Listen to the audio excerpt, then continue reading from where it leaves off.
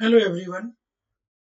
Class 11th NCERT chapter number 10 miscellaneous exercise का आखिरी question 24 हम डिस्कस कर रहे हैं। क्वेश्चन बहुत सिंपल है लेकिन उसको फ्रेम ऐसे ढंग से किया है कि जो देखने में आसान ना लगे। सबसे पहले तो पढ़ते हैं क्वेश्चन को, क्या बोल रहा है। A person standing at the junction of two straight paths represented by these two equations. मतलब जो पर्सन है वो कहाँ पर खड़ा हुआ है उसका डायरेक्ट कोऑर्डिनेट्स ना देके, इसको थोड़ा मैं ऐसे बना देता हूँ कि आपको परपेंडिकुलर लाइंस ना लगे। डायरेक्ट कोऑर्डिनेट्स ना देके बोला है कि वो पर्सन इन दो लाइंस के इंटरसेक्शन पॉइंट पे खड़ा है। तो हम पहले इसी को निकाल लेते हैं। उसके लिए हमें दो लाइंस को करना पड़ेगा सॉल्व। तो सारी चीजें इनडायरेक्ट दी हैं, उसको बस आइडेंटिफाई करना है और हमारा काम हो जाएगा। इन दोनों को सॉल्व करने पर विल गेट ए। तो हम इसमें से हटा देते हैं x को। तो आई थिंक इस इक्वेशन को मुझे 3 से मल्टीप्लाई करना पड़ेगा, इसको 2 से करना पड़ेगा, तो ये दोनों 6x हो जाएंगे। और फिर इसमें से माइनस कर देता हूँ, तो -9 में से -18 -17y और 12 में से -10, 12 में से बल्कि प्लस ही हो जाएगा वो, 22 इक्वल टू 0। यहाँ से y का वैल्यू 22/17 आ जाएगा।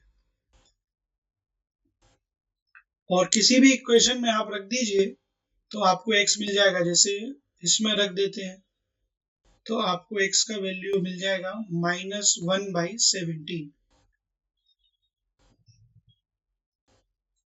तो ये जो पॉइंट पर हमसे पूछ रहे हैं कि वो कहाँ पर खड़ा हुआ है पर्सन, तो उसके कोऑर्डिनेट्स डायरेक्ट ना देके उन्होंने हमें इनडायरेक्टली दी।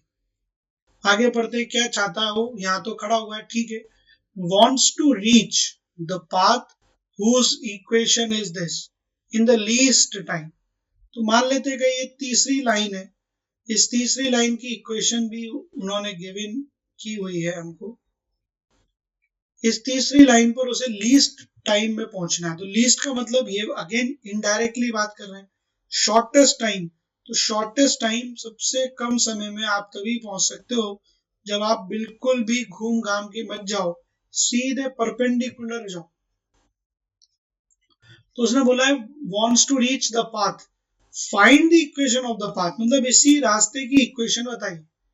तो हमें 90 डिग्री चलना चाहिए, जिस लाइन पर उसे पहुंचना है उस लाइन की 90 डिग्री चलना चाहिए। तो हमारे पास पॉइंट तो है ही और इनडायरेक्टली स्लोप भी आ गया। कैसे देखते हैं। स्लोप ऑफ 6x - 7y + 8 = 0, इस लाइन का स्लोप कितना है। तो आपको y = mx + c यहां से कंपेयर करके इस लाइन का स्लोप मिल जाएगा 6/7।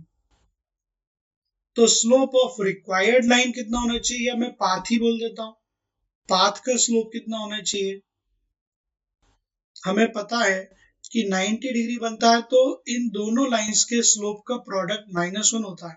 m1 m2 = -1। तो अगर एक लाइन का स्लोप 6/7 है तो दूसरे का -7/6 होना चाहिए। ऐसा होगा तो हमें पाथ m1 m2 -1 मिल जाएगा और हमारे जो पाथ है, जो रिक्वायर्ड पाथ है, उसका स्लोप भी आ जाएगा। अब बारी आती है रिक्वायर्ड इक्वेशन की, कि पाथ की इक्वेशन क्या है। तो पॉइंट हमारे पास है